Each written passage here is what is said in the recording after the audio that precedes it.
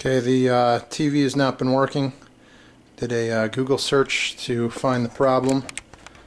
Some helpful citizens recommended this slow blow 6.3 amp 250 volt fuse, and I have located it. I have unscrewed the back of my television set, and I've located the problem way back in there. So hopefully I'll fix it, and we can watch TV again.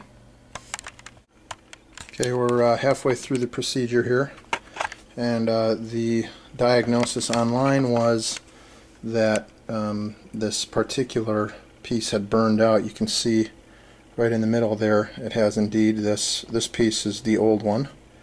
And you can see it has definitely burned out, and there's the new one, hopefully, that I'll install and fix my TV. So here goes nothing.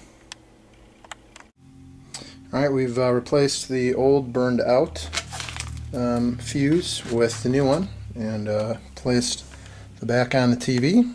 I hit power, and voila, a working television.